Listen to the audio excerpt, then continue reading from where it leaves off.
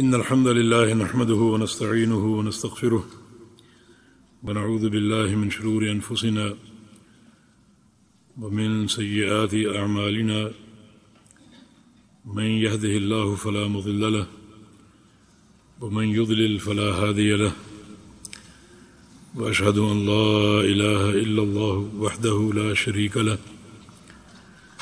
وأشهد أن محمدا عبده ورسوله أما بعد فإن خير الحديث كتاب الله وخير الهدي هدي محمد صلى الله تعالى عليه وسلم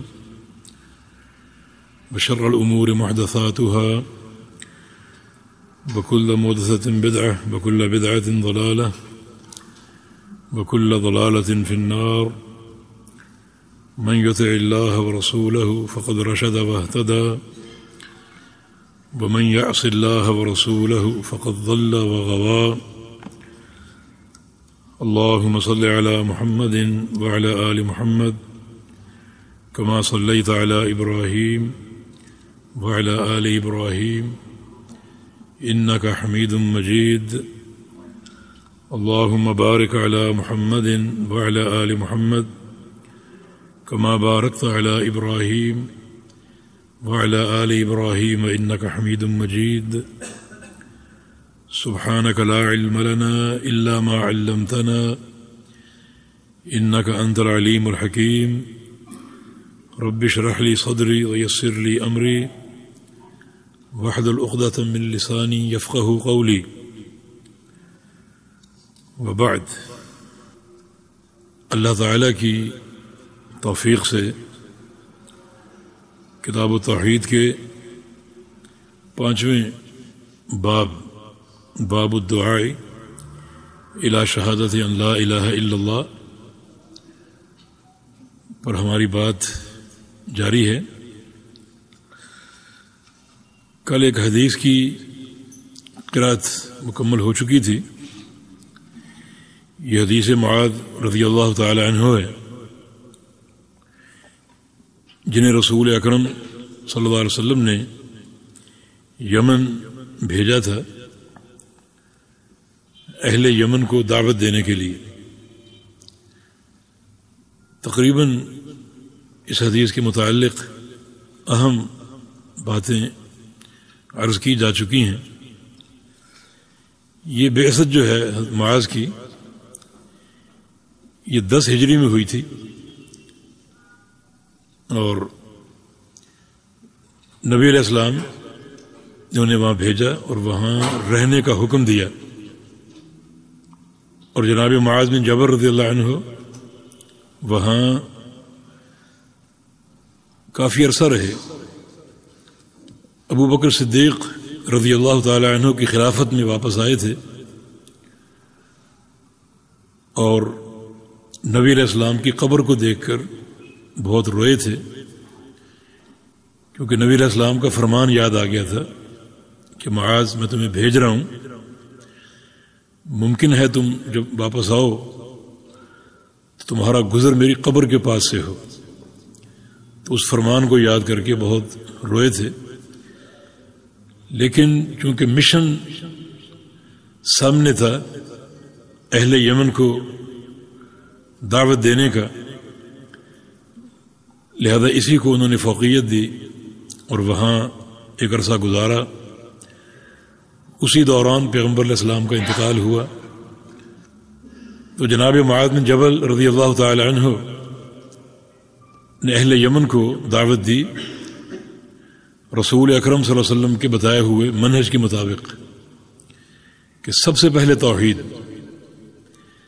تو اس سے یہ بات واضح ہوتی ہے کہ سب سے پہلے توحید ہے، تمام اعمال سے مقدم ہے، اور اگر توحید درست ہے تو ہر عمل قابل قبول ہے، اور اگر توحید میں کوئی خلل ہے، کوئی اضطراب ہے، تو اللہ تعالیٰ کوئی نماز، روزہ اور کوئی نیکی قبول نہیں فرمائے گا۔ لہذا ایک مکلف کی جو سب سے اولین ضرورت ہے وہ توحید کی اصلاح کی ہے اور توحید پر توجہ دینے کی ہے۔ یہ حدیث معاذ کا سب سے اہم درس جو ہمیں حاصل ہوا کہ جب تک وہ لوگ توحید سیکھ نہ لیں اور سمجھ نہ لیں اس وقت تک دوسری کوئی بات نہیں کرنی، حتیٰ کہ نماز کی تعلیم بھی کب دینی ہے؟ جب وہ توحید کو جان لے اور سمجھ لے۔ ایک یہ قاعدہ اس سے حاصل ہوتا ہے۔ امام بخاری رحمۃ اللہ علیہ نے یہ حدیث صحیح بخاری میں ذکر کی ہے، کتاب التوحید ہی میں، اور اس پر باب قائم کیا، باب دعاء النبی صلی اللہ علیہ وسلم امتہ الی التوحید۔ اور اس سے مقصود ان کا یہ ہے کہ توحید کی دعوت نبی علیہ السلام دے چکے ہیں، اور دعوت توحید کے تعلق سے جو قواعد ہیں وہ بتا چکے ہیں۔ اب کسی نئے قاعدے کی ضرورت نہیں، کسی نئی ترتیب کی ضرورت نہیں۔ اور یہ بڑی اہم بات ہے کہ رسول کریم صلی اللہ علیہ وسلم کی ذمہ داری تھی کہ اپنی امت کو توحید کی دعوت دیں، اور آپ دے چکے۔ اور اس تعلق سے جو اصول تھے وہ آپ نے وضع کر دیے، بنا دیے اور بتا دیے۔ اب کوئی اس دعوت کو نئے اصولوں پر استوار کرے اور نئے قواعد میں ڈھالنے کی کوشش کرے تو یہ بالکل لغو کوشش ہوگی۔ دعوت توحید اور اس کا طریقہ، اس کے اصول اللہ کے پیارے پیغمبر محمد الرسول اللہ صلی اللہ علیہ وسلم وضع فرما چکے ہیں۔ ان میں سے ایک اصل یہ ہے کہ سب سے پہلے توحید، لہذا ہر قوم کو، ہر جماعت کو، ہر ملت کو اسی اہم اصل کی طرف توجہ دینی چاہیے کہ توحید کی دعوت اور توحید کو قبول کرنا سب سے مقدم ہے۔ باقی امور، باقی اعمال یہ بعد میں ہے، لیکن توحید کی دعوت اور توحید کا فہم سب سے مقدم ہے، اس کے بعد باقی امور ہے۔ تو یہ ایک اہم ترین قاعدہ ہے جو نبی علیہ السلام کے فرمان سے اور آپ کی اس حدیث سے حاصل ہوا۔ اور ایک قاعدہ جو ہم بار بار اس کو دہرا بھی چکے ہیں کہ آپ صلی اللہ علیہ وسلم نے جب بھی توحید کا ذکر کیا تو نفی اور اثبات کے ساتھ ذکر کیا۔ یہ بات بار بار آتی بھی رہے گی کہ توحید ان دو عناصر کے بغیر ناقص ہے۔ توحید صرف اثبات کا نام نہیں ہے، صرف اثبات ہوگی تو اس میں غیر کی مشارکت کا امکان ہوگا۔ اگر آپ کہیں کہ زید کھڑا ہے تو آپ خبر دینے زید کھڑا ہے، اور کوئی کھڑا نہیں ہو سکتا، بہت سے لوگ کھڑے ہوں گے تو اوروں کے کھڑے ہونے کا امکان موجود ہے۔ تو صرف اس بات سے غیر کی مشارکت ممکن ہے۔ اور اگر آپ کہیں کہ صرف زید کھڑا ہے، زید کے علاوہ کوئی نہیں کھڑا، اب غیر کی مشارکت کا امکان ختم ہو گیا۔ اور یہ ہے اساس لا الہ الا اللہ، اللہ تعالی معبود حق ہے، اللہ تعالی کے علاوہ کوئی معبود حق نہیں ہے، جو ہیں وہ سب باطل ہیں۔ تو اس نفی اور اس بات کے اسلوب سے غیر کی مشارکت کو قطع کرنا، اس لیے توحید کا کوئی بھی شعبہ ہو، ربوبیت ہو، الوہیت ہو، اسماء و صفات ہو، سب کے سب نفی اور اس بات کے ساتھ۔ توحید ربوبیت میں اللہ تعالی خالق ہے، کیا معنی؟ اور کوئی خالق نہیں ہے۔ توحید الوہیت میں اللہ تعالی الہ ہے، معبود ہے، عبادت کے لائق ہے، اور کوئی عبادت کے لائق نہیں ہے۔ توحید اسماء و صفات میں جیسے قل هو اللہ احد، اللہ احد ہے، اتنا کافی نہیں، ساتھ یہ کہنا پڑے گا اور کوئی احد نہیں ہے، یعنی غیر کی مشارکت کے امکان کو قطع کرنا، یہ توحید قابل قبول ہے۔ اور یہ انبیاء و مرسلین کی دعوت ہے، اور یہ اصول بار بار آ بھی چکا اور آتا رہے گا انشاءاللہ تعالی۔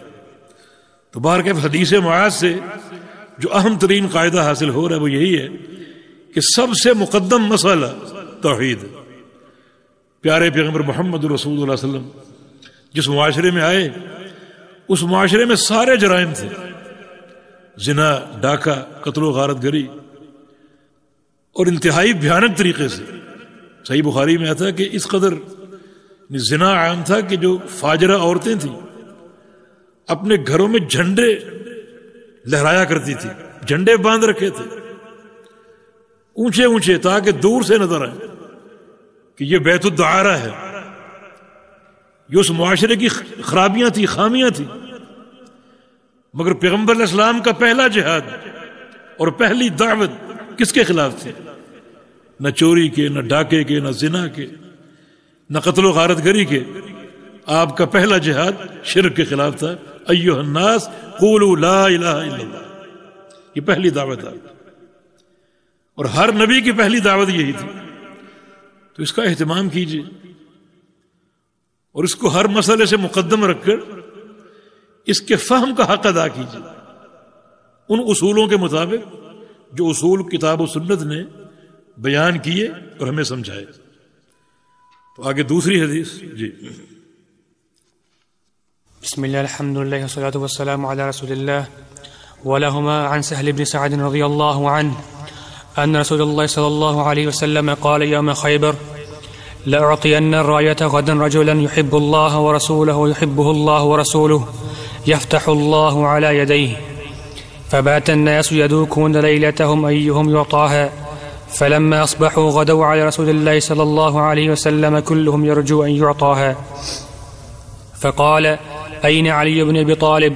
فقيل هو يشتكي عينيه فارسلوا إليه فأتي به فبصق في عينيه ودعا له فبرأ كأن لم يكن به وجع فأعطاه الراية وقال انفذ على رسلك حتى تنزل بساحتهم ثم ادعهم إلى الإسلام وأخبرهم بما يجب عليهم من حق الله تعالى فيه فوالله لأن يهدي الله بك رجلا واحدا خير لك من حمر النعم۔ احسنت بارک اللہ فیک۔ ولہما سے مراد صحیح بخاری مسلم، ان دونوں کتابوں میں روایت ہے عن سہل بن سعد رضی اللہ تعالی عنہ، سہل بن سعد رضی اللہ تعالی عنہ سے۔ یہ انصاری صحابی تھے، یہ خود بھی صحابی تھے، ان کے والد سعد بن مالک بھی صحابی تھے، اور سن 88 میں ان کا انتقال ہوا، اور ان کی عمر 100 سال سے زائد تھی، یعنی شیخ معمر تھے۔ کل بتایا تھا کہ شیخ معمر سے ملنا سلف صالحین کی چاہت ہوتی تھی۔ یہ کہتے تھے ملحق الاجداد بالاحفاد، کہ سند میں دادوں کو پوتوں سے ملانے والے، ان سند کا علو حاصل ہوتا تھا۔ اور لمبی عمر نعمت نہیں ہے، لیکن لمبی عمر نیکی کے ساتھ نعمت ہے۔ اللہ کے پیغمبر سے پوچھا گیا من افضل الناس یا رسول اللہ صلی اللہ علیہ وسلم، کہ سب سے افضل انسان کون ہے؟ تو آپ نے کیا فرمایا؟ من طال عمرہ وحسن عملہ، جامع ترمذی کی حدیث، کہ جس کی عمر لمبی ہو اور عمل اچھا ہو۔ یعنی خالی عمر کی طوالت کافی نہیں، بلکہ ساتھ نیکی، رب حب لی من الصالحین۔ پھر پوچھا کہ برا انسان کون، سب سے بدتر انسان کون؟ فرمایا کہ من طال عمرہ وساء عملہ، جس کی عمر لمبی ہو لیکن عمل اچھے نہ ہو، عمل برے ہو، وہ سب سے بدترین انسان۔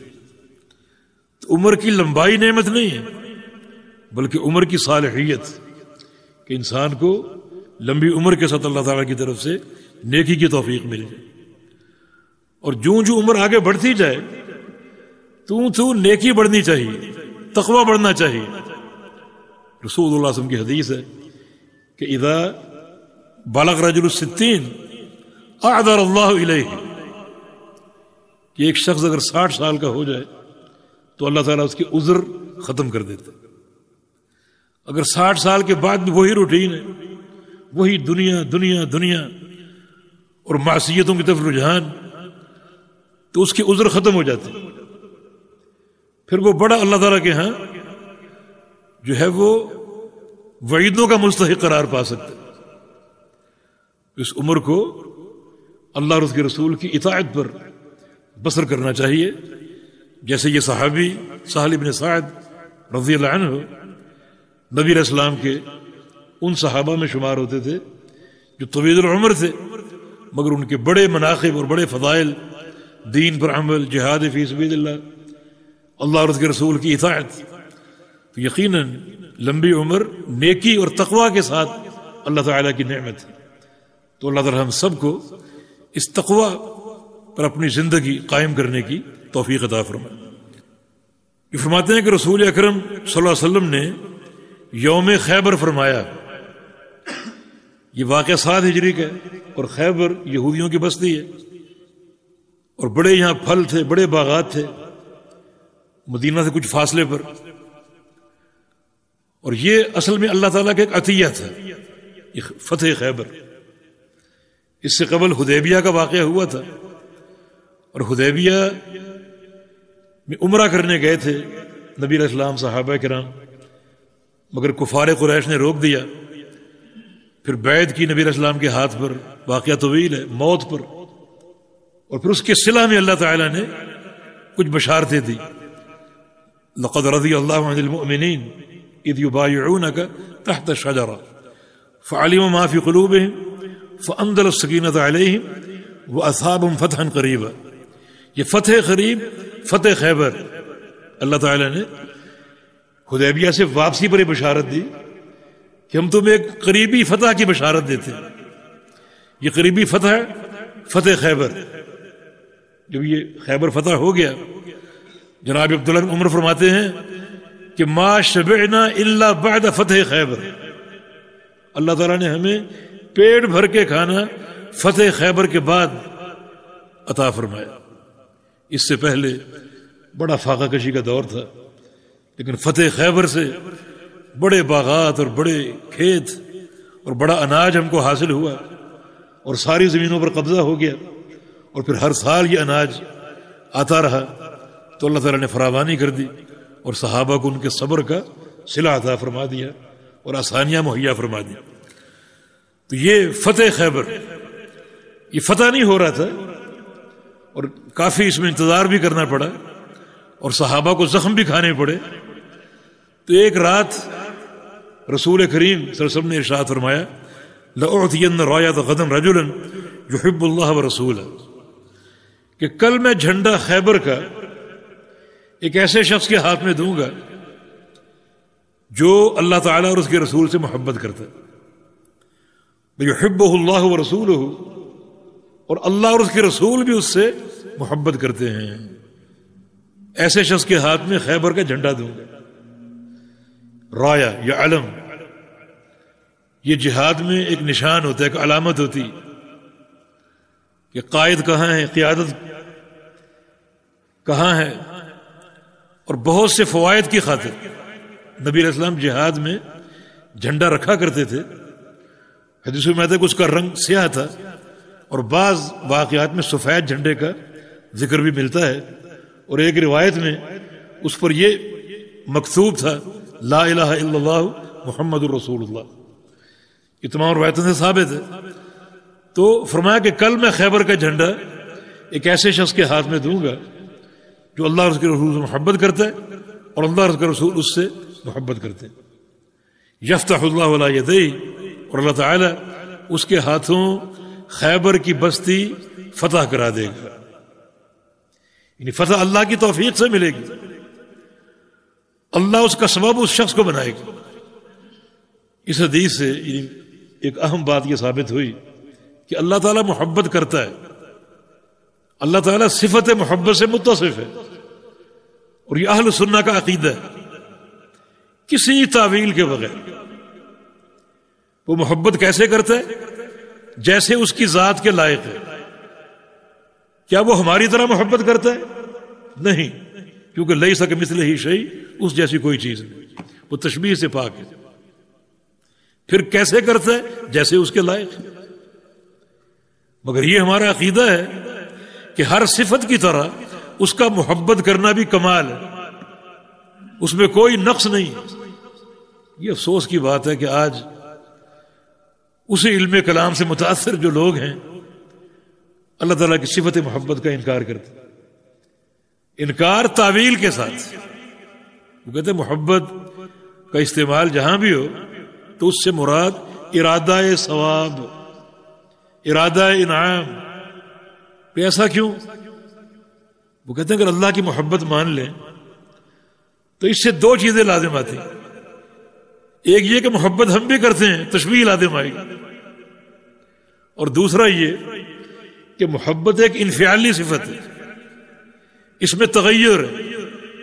ایک شخص کبھی محبت کرے کبھی غصہ کرے تو غصے میں انداز اور ہوتا ہے، محبت میں انداز اور ہوتا ہے. اللہ تعالیٰ کی صفت محبت کو مان لیں، صفت غضب کو مان لیں تو یہ تغیر کو موجب ہے کہ جب وہ محبت فرمائے گا تو اس کا انداز اور ہوگا، غضب کرے گا تو اس کا انداز اور ہوگا. یہ تغیر کو موجب ہے. کہتے ہیں اللہ تعالیٰ تغیر سے پاک ہے. ٹھیک ہے، لیکن یہ کب ہوگا؟ تم اللہ تعالیٰ کو اپنے اوپر قیاس کرتے ہو. انسان جب محبت کرتا ہے اس کی کیفیت اور ہوتی ہے، غصہ کرتا ہے اس کی کیفیت اور ہوتی ہے. تم خالق کو مخلوق پر قیاس کرتے ہو. یہ بات تو ہو ہی نہیں رہی. اللہ تعالیٰ کی صفت محبت حق ہے. کیسے؟ جیسے اس کے لائق ہے، ہماری طرح نہیں. اللہ تعالیٰ کی صفت غضب حق ہے. کیسے؟ جیسے اس کے لائق ہے، ہماری طرح نہیں. لیس کمثلہ شیء. تم خالق کو مخلوق پر قیاس کر کے پھر اپنی عقل سے ایسی باتیں کرتے ہو جو سراسر خلاف شریعت ہے. اب اگر محبت کا معنی اور اس کی تعویل ارادہ ثواب سے کرو گے جو کہ ہے ہی نہیں تو پھر یہ صفت محبت کا انکار ہے. شیخ الاسلام فرماتے ہیں کہ جو اللہ تعالیٰ کی صفات میں تعویلیں کرتے ہیں ان کا معاملہ معطلہ سے زیادہ بدتر. جو منکر ہے، منکرین سے زیادہ ان کا معاملہ بدتر. ہم اللہ تعالیٰ کی صفت محبت پر ایمان لاتے ہیں، تبھی تو ہم اللہ سے محبت کرتے ہیں. انسان محبت کس سے کرتا ہے؟ جو اس کی محبت کا جواب محبت سے دے. کبھی آپ نے کہا مجھے اس میز سے محبت ہے، کیونکہ میز آپ کی محبت کا محبت سے جواب نہیں دے گا. اچھا ہے، خوبصورت ہے، پسند ہے، یہ بات تو ہو سکتی. محبت کا لفظ نہیں بولا جا سکتا. محبت جانبین سے ہوتی ہے، طرفین سے ہوتی ہے. جیسا کہ یہاں موجود ہے کہ کل میں خیبر کا جھنڈا ایسے شخص کو تھماؤں گا جو اللہ اور اس کے رسول سے محبت کرتا ہے اور اللہ اور اس کے رسول اس سے محبت کرتے ہیں. یہ صفت محبت برحق ہے. چنانچہ یہ بات آپ نے ارشاد فرما دی. صحابہ نے یہ سن لی اور رات بھر سو نہیں سکے. فبات الناس یدوکون لیلتہم. رات گزار دی اسی بارے میں غور و خوض کرتے ہوئے کہ وہ کون شخصیت ہوگی، کیونکہ نصاً یہ بات طے ہو گئی کہ جس کو جھنڈا ملے گا وہ اللہ اور اس کے رسول کا محبوب ہے اور اس کی محبت بھی قابل قبول ہے. پھر یہ کون شخص ہوگا؟ ہر ایک کی تمنا ہے کہ کاش وہ جھنڈا مجھے مل جائے. امیر عمر فرماتا ہے کہ ما تمنیت الامارہ الا یومئذ. اس رات مجھے امارت کی خواہش ہوئی کہ جھنڈا مجھے مل جائے. جھنڈا ملنے کا معنی قیادت ہے. مجھے اس رات یعنی قیادت کی، امارت کی تمنا ہوئی اور خواہش ہوئی. اس کے علاوہ کبھی نہیں ہوئی. اقتدار کی ہرس کبھی نہیں ہوئی، اس رات ہوئی. اس فضیلت کی خاطر کہ اللہ اور اس کے رسول کی محبت کی ایک علامت ہوگی. چنانچہ رات بھر صحابہ اسی بارے میں غور و خوض کرتے رہے، تمنا کرتے رہے، دعائیں کرتے رہے. ایہم یعطاہا، کہ جھنڈا کس کو دیا جائے گا.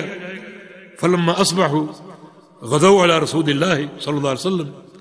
جب صبح ہوئی، فجر کا وقت ہوا، تمام صحابہ نبی علیہ السلام کے پاس پہنچ گئے، نماز کے لیے حاضر ہوئے اور پھر اس امید کے ساتھ پہنچ گئے کہ جھنڈا ہمیں مل جائے. کلہم یرجو ان یعطاہا. ہر صحابی کی امید تھی کہ جھنڈا ہمیں تھما دیا جائے اور ہمیں عطا کر دیا جائے. فقال این علی بن ابی طالب. رسول اللہ صلی اللہ علیہ وسلم نے فرمایا کہ علی بن ابی طالب کہاں ہیں؟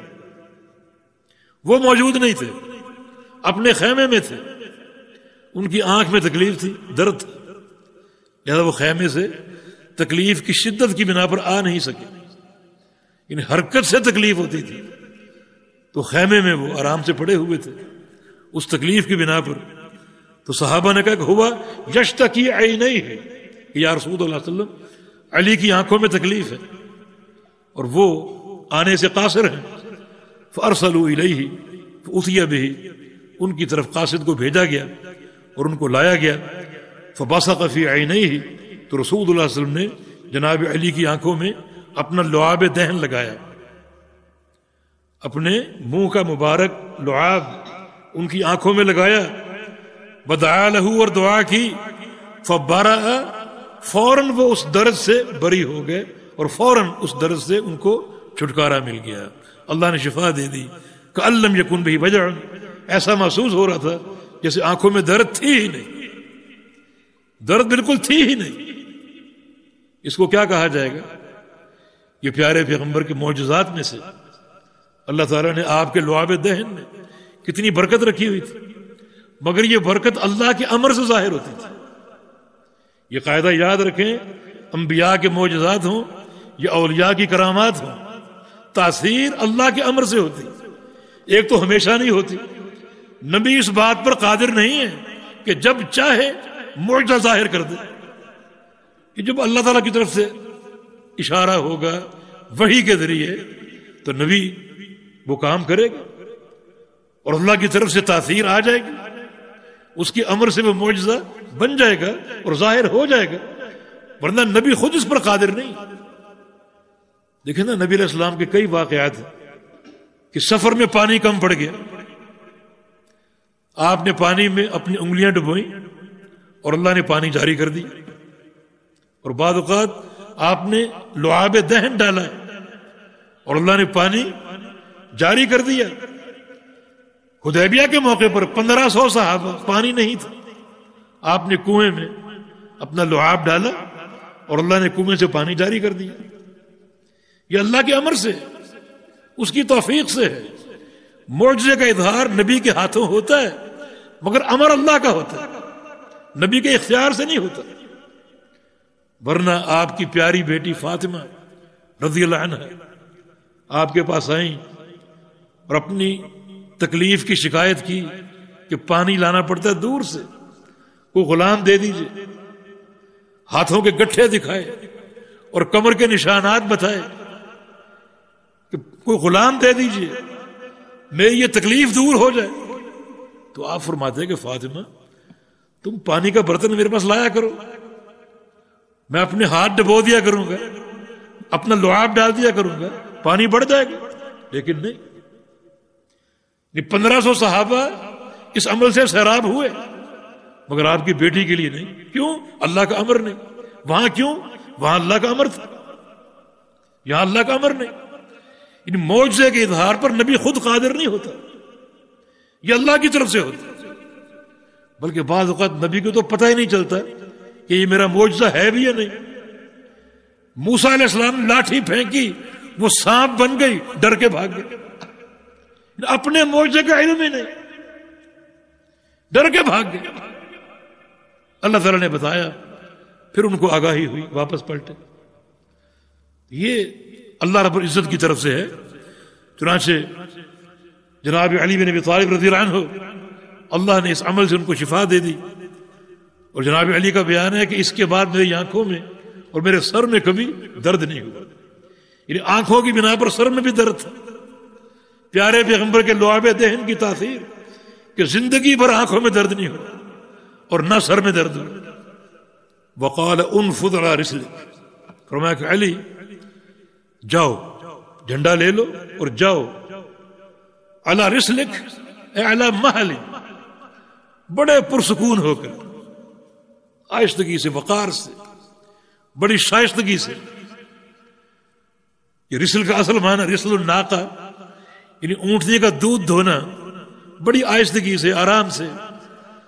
تو اس سے علی رسلک کہ آپ جاؤ بڑی آہستگی سے، وقار سے، بڑے دھیمے پن سے، حالانکہ جہاد کا میدان ہے، نعرے مارتے ہوئے جاتے، نعرہ باز قوم ہے نا ہم، احتجاج ہو، جلوس ہو، جلسے ہوں، لیکن شریعت کا یہ مزاج نہیں ہے.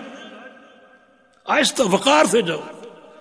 اسلام کا عمل بڑا دھیما ہے، دھیمے پن سے اسلام پھیلا.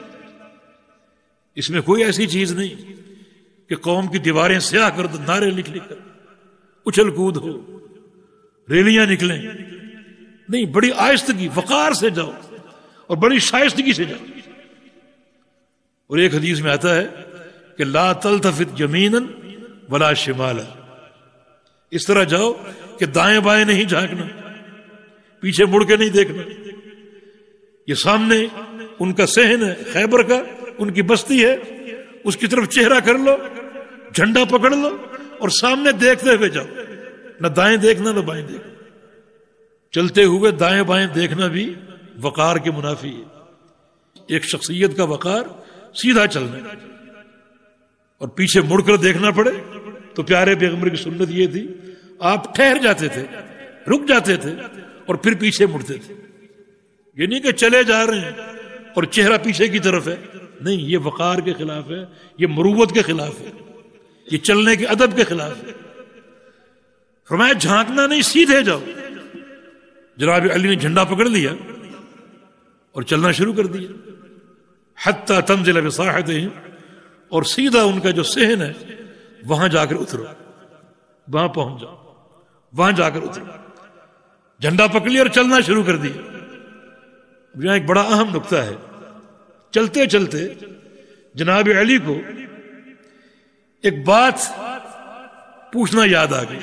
ایک بڑا اہم سوال نبی علیہ السلام سے کرنا ہے. اب چل بھی رہے ہیں، سوال بڑا اہم ہے، اور پیغمبر علیہ السلام کا فرمان بھی ہے کہ چلتے جاؤ، مانا رکنا بھی نہیں، جھانکنا بھی نہیں، چہرہ سیدھا رکھنا، سوال بھی کرنا. تو رک کر سوال کرتے، پیچھے منہ کر کے سوال کرتے، لیکن نہیں، نبی علیہ السلام کا فرمان جھانکنا نہیں، دائیں بائیں نہیں دیکھنا، آگے ہی دیکھنا اور چلتے ہی جانا. یہ اتباع رسول. چلتے جا رہے ہیں اور چلتے چلتے پوچھیں یا رسول اللہ علامہ اقاتلہ، میں نے ان سے کس چیز پر قتال کرنا ہے اور کب تک قتال کرنا ہے؟ لڑائی کب تک جاری رہے، کب تک یہ جنگ جاری رہے؟ یہ سوال اہم ہے نا. لیکن پیچھے نہیں جھانکا. اللہ کے پیغمبر پیچھے ہے، خیبر آگے، آگے رخ ہے، جھانکے نہیں، کھڑے نہیں ہوئے اور چلتے چلتے سوال کیے. اتباع رسول صلی اللہ علیہ وسلم، نبی علیہ السلام کی اتباع. یہ کسی تعویل کا متقاضی نہیں ہے کہ سوال کرنا بڑا اہم، رک جاؤں. نہیں، نبی علیہ السلام کو چلتے جاؤ. تو چلتے جا رہے ہیں اور چلتے چلتے یہ سوال کیا. اور واقعی اللہ کے بندو، اتباع رسول کا تقاضا یہی ہے کہ فوری اتباع ہو. استجیبوا للہ وللرسول اذا دعاکم لما یحییکم واعلموا ان اللہ یحول بین المرء وقلبہ. اللہ اور اس کے رسول کی دعوت تمہارے پاس جب بھی پہنچے اس کو فوراً قبول کر لو، فوراً قبول کر لو. اس میں تاخیر نہیں کرنی، اس کو ٹالنے کی کوشش نہیں کرنی، اس کو فوراً قبول کر لو. اور اگر تاخیر کرو گے تو تمہیں ایک سزا مل سکتی، اور وہ یہ کہ اللہ تعالیٰ خود تمہارے اور تمہارے دلوں کے بیچ میں حائل ہو جائے، ایسی رکاوٹ بن جائے کہ دل کو بند کر دے اور پھر تمہیں کبھی نیکی کی توفیق نہ ملے. ایسے بہت لوگ ہم نے دیکھے، حدیثوں کو ٹالنے والے، عمل میں تاخیر کرنے والے. اللہ نے ایسی مہر لگا دی کہ پوری زندگی حدیثوں کے جواب تو دیتے رہے، ٹالتے تو رہے، لیکن عمل کی توفیق نہیں ملی. یہ صحابہ کا منہج نہیں تھا. جناب علی کا عمل آپ نے دیکھ لیا، حرمت خبر نازل ہوئی، مٹکے توڑ دیے، جس کے منہ میں شراب تھی اس نے کلی کر دی بلا تاخیر. جناب حنظلہ کا واقعہ، شادی کا پہلا دن ہے اور باہر شور سنا، اپنے گھر میں اپنی زوجہ کے ساتھ باہر شور سنا تو باہر نکلے کہ کیا آواز ہے؟ وہ اللہ کے پیغمبر کا منادی تھا جو اعلان کر رہا تھا کہ ایک جہادی مہم تیار ہے، فوراً پہنچو۔ اب سوچتے ہیں کہ میری شادی کا پہلا دن، غسل بھی کرنا، اگر گھر جاؤں گا بیوی کو بتانے کے لیے تو یہ تاخیر ہے، وہیں سے روانہ ہو گیا، نہ گھر داخل ہوئے نہ غسل کیا، وہیں سے روانہ ہو گیا کہ نبی علیہ السلام کا امر، فوراً پہنچے۔ مہم تیار تھی، اس میں شریک ہوئے، میدان جہاد میں پہنچے اور شہید ہو گئے۔ نبی علیہ السلام کا فرمان ہے کہ اورا ان حنظلہ تغسلہ الملائکہ، میں ایک منظر دیکھ رہا ہوں کہ اللہ کے فرشتے حنظلہ کو غسل دے رہے ہیں، اجر بھی ملتا ہے، ساتھ اللہ کی رضا بھی ملتی۔ فوری اتباع، تنسیق قبلہ کی آیتیں نازل ہوئی، اور قباء میں ساتھیوں کو معلوم نہیں تھا۔ ایک صحابی نے نبی علیہ السلام کی نماز پڑھی، قبلہ تبدیل ہو چکے، جب وہ وہاں سے گزرا عصر کی جماعت کھڑی ہے، اس نے دیکھا کہ لوگ ابھی تک بیت المقدس کی طرف منہ کر کے نماز پڑھنے، اس نے پکارا، قبلہ تبدیل ہو چکے، نماز ہی میں گھوم گیا۔ یہ فوری اطاعت، یہ صحابہ کا نصب العین۔ تو ہمیں بھی اس پر توجہ دینی چاہیے کہ رسول اکرم صلی اللہ علیہ وسلم کی اطاعت فوری، جو ہی کوئی حدیث پہنچ جائے، کوئی سنت پہنچ جائے، یہ نہ دیکھو برادری کیا کہہ رہی، قوم کیا کر رہی، پیر و مرشد کی تعلیم کیا ہے، کوئی اللہ کے پیغمبر سے بڑا نہیں۔ نبی صلی اللہ علیہ وسلم کی فوری اطاعت، فوری اتباع۔ اور اگر تاخیر کرو گے، ایک بار کرو گے، دو بار کرو گے، اللہ ڈھیل دیتا ہے، ایک وقت آئے گا اللہ مہر لگا کر دل کو بند کر دے گا۔ وَلَوْ أَنَّنَا نَزَّلْنَا إِلَيْهِمُ الْمَلَائِكَةَ وَكَلَّمَهُمُ الْمَوْتَى وَحَشَرْنَا عَلَيْهِمْ كُلَّ شَيْءٍ قُبُلًا مَا كَانُوا لِيُؤْمِنُوا إِلَّا أَن يَشَاءَ اللَّهُ۔ جس دل پہ اللہ کی مہر لگ جائے، اسے سمجھانے کے لیے آسمانوں کے سارے فرشتے آ جائیں، زمینوں کے سارے مردہ آ جائیں، اور کائنات کی ہر چیز آ جائے، اسے وعد کرنے کے لیے یہ سب مل کر بھی اللہ کی مہر کو نہیں توڑ سکیں گے۔ بڑا وبال ہے اللہ کے بندو۔ اس سے بچنے کا راستہ کیا ہے کہ جو ہی نبی علیہ السلام کی حدیث آ جائے، سنت آ جائے، اس کو فوراً قبول کر لو، کسی تاخیر کے بغیر، کسی بہانے بازی کے بغیر، کسی تعویل کے بغیر اس کو فوراً قبول کر لو۔ اللہ پاک توفیق عطا فرمائے۔ ان کے میدان میں اترنے کے بعد کیا کرنا ہے؟ فرمایا کہ ثم ادعوهم الى الاسلام، پھر ان کو اسلام کی دعوت دینا، پھر ان کو اسلام کی دعوت دینا۔ حالانکہ میدان جہاد بڑی نازک صورت حال ہوتی نہیں، وہاں بھی دعوت، یہ دعوت کی اہمیت ہے۔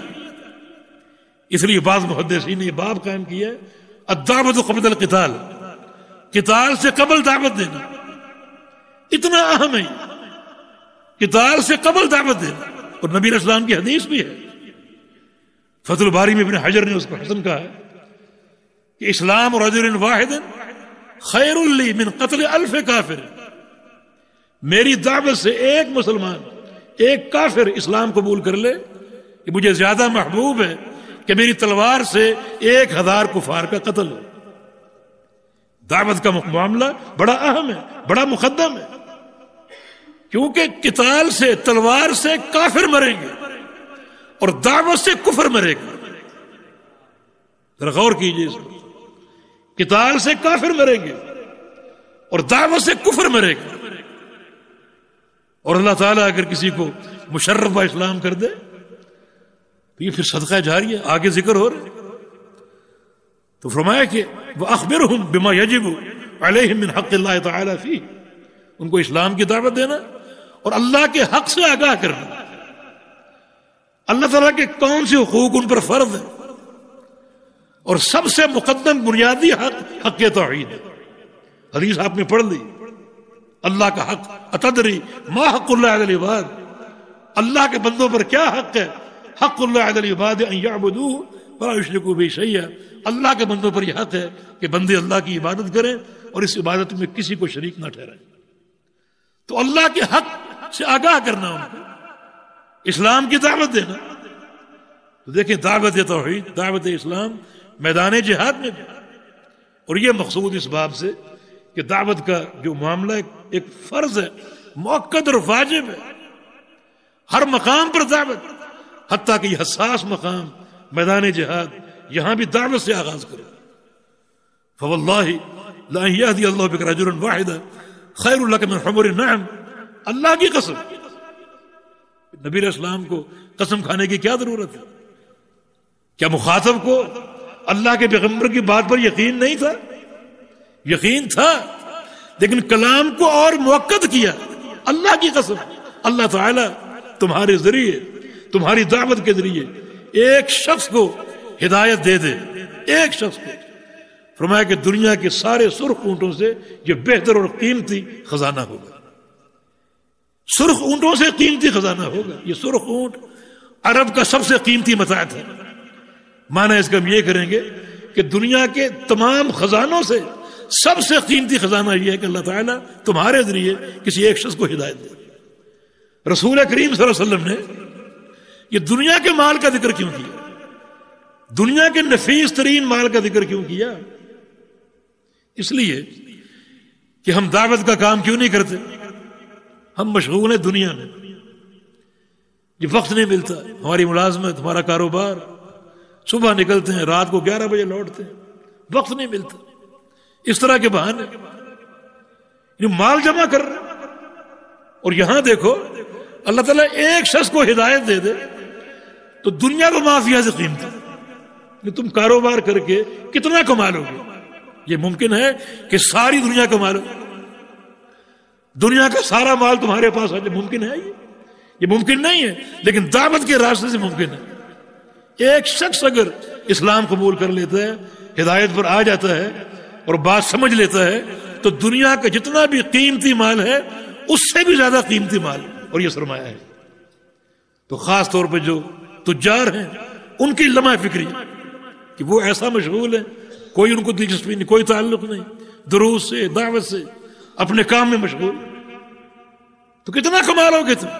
لیکن اگر یہ راستہ اختیار کرو گے تو دنیا کے قیمتی ترین مال سے بھی یہ بہتر اور قیمتی سرمایہ ہوگا۔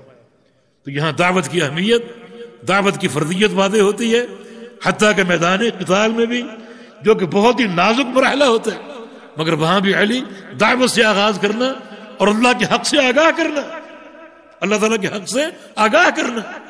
حق سے کیوں آگاہ کرے؟ تاکہ اسلام سمجھ کر قبول کرے، سمجھ کر قبول کرے کہ اللہ کا یہ حق ہے، یہ حق ہے۔ اسلام قبول کرنے کا معنی یہ ہے کہ ان تمام حقوق کو پورا کرنا ہوگا، سمجھ کر قبول کرے، بصیرت کے ساتھ۔ بہت سے لوگ دنیا کی خاطر قبول کرتے ہیں اور قبول کرنے کے بعد جب دیکھتے ہیں اسلام میں یہ پابندی، یہ پابندی، تو پھر چھوڑ دیتے ہیں۔ مرتد کی سزا قتل ہے، تو اس سے بچنے کے لیے آج سمجھ لو، حقوق پہچان لو، ذمہ داریوں کو پہچان لو، اور پھر اسلام قبول کرو، تاکہ بعد میں ارتداد کی نوبت نہ آئے۔ تو دعوت الدعوت قبل القتال، میدان جہاد میں بھی دعوت ہے، توحید کی دعوت، یہ معاملہ اس قدر اہم اور مقدم۔